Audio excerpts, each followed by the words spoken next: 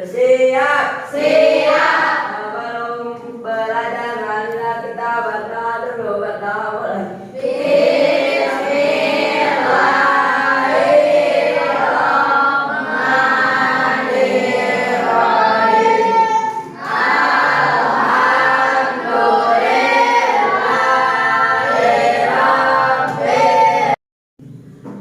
Baiklah, terima kasih kepada Bu Geni, ketua kelas yang sudah memimpin doa. Semoga kegiatan kita pada hari ini ada dalam kelancaran dan mendapatkan ilmu yang bermanfaat. Amin. Sebelumnya Ibu akan mengecek kehadiran kalian. Apakah kelas 7A hadir semua? Amin. Hadir semua? Hebat. Baik, yang Ibu sebut namanya diangkat tangannya. Abisri Samsuri hadir? Adi Nukman. Adi Nukman sehat? Sehat. Kemarin Adi sakit ya? Aldi Ramdhani. Apa kabar Aldi? Baik. Alhamdulillah. Baiklah anak-anakku, siapa yang masih ingat materi minggu kemarin?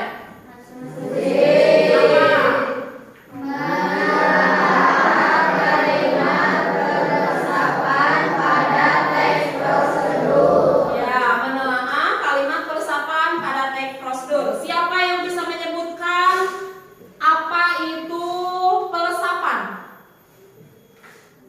Pelesapan adalah penghilangan bagian tertentu yang sama yang sudah disebutkan pada kalimat sebelumnya.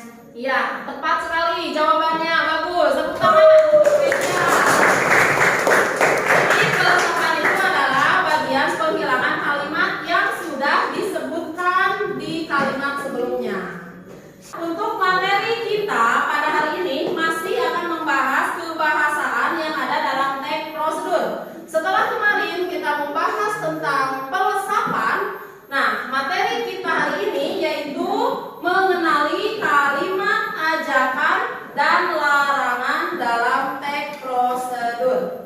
Adapun tujuannya dari materi ini diharapkan siswa dapat berlatih gagasan dengan teman dan dengan mendiskusikan ciri kebahasaan dalam teks prosedur seperti ajakan, larangan atau perintah dengan santun.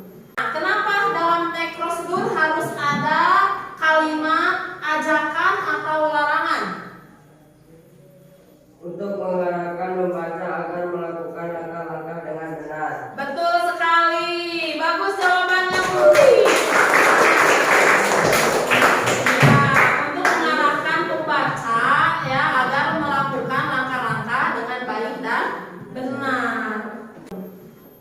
Nah, adapun yang disebut dengan ajakan itu adalah kalimat yang biasanya ditandai dengan kata ayo atau mari. Kemudian kalimat perintah itu adalah kalimat yang harus dilakukan. Contohnya seperti kupaslah buah. Itu adalah kalimat perintah yang harus dilakukan. Tapi jika kalimat ajakan biasanya mari kita kupas buah, gitu kan? Itu ajakan. Nah, kemudian ada kalimat larangan. Kalau kalimat larangan biasanya ditandai dengan kata jangan atau tidak boleh. Nah, sekarang selain kalimat yang diresapan tadi kan ada kalimat ajakan atau perintah serta kalimat larangan yang wajib digunakan pada teks prosedur. Sekalipun tiga jenis kalimat ini tidak selalu terdapat dalam sebuah teks prosedur secara bersamaan. Nah, untuk mengenali jenis kalimat ajakan, perintah, dan larangan, mari kita sama-sama membaca kembali teks yang itu tentang tips sehat dan bugar pada masa remaja dan juga tips waktu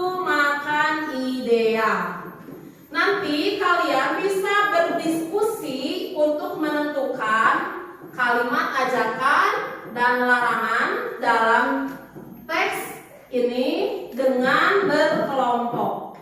Silakan sekarang kalian tentukan kelompoknya dengan berhitung. Mulai dari Albi. 1, 2, 3, 4, 5, 1, 2, 3, 4, 5.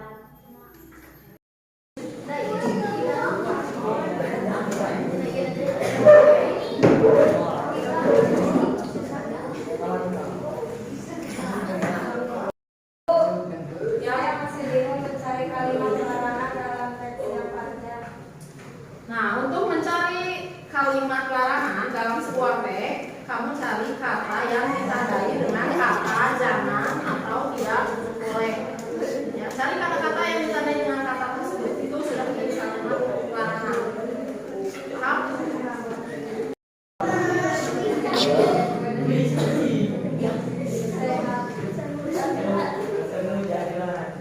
Bu, jika ada kalimat yang memakai kata sebaiknya, itu termasuk perintah, Bu.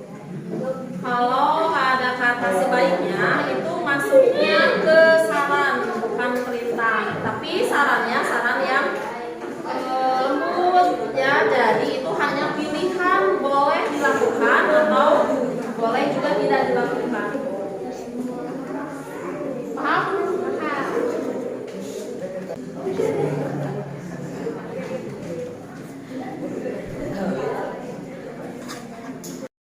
Baiklah anak-anakku sekalian, waktunya sudah habis, sudah 15 menit. Berarti sekarang saatnya kalian untuk mempresentasikan hasil diskusi kalian di depan. Boleh perwakilan dari tiap kelompoknya satu orang untuk mempresentasikan.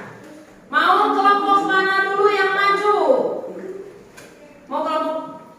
Ya boleh, ayo kelompok 2 berarti ya. Tepuk tangan untuk kelompok 2.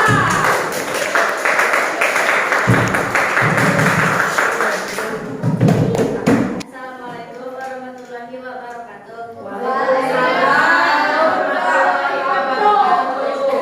Menarikkan kami dari kelompok 2 ingin mempresentasikan hasil analisis kami tentang kalimat ajakan dan kalimat perintah dari teks hidup sehat dan bukan saat remaja. Kalimat ajakan, kami menemukan beberapa kalimat ajakan dalam teks tersebut, di antaranya pertama, ayo rutin berolahraga minimal 30 menit setiap hari. Alasan kalimat ini menggunakan kata ayo yang berarti mengajak pembaca melakukan kegiatan olahraga. Kedua, mari kurangi penggunaan gawai sebelum tidur agar tubuh bisa beristirahat dengan baik.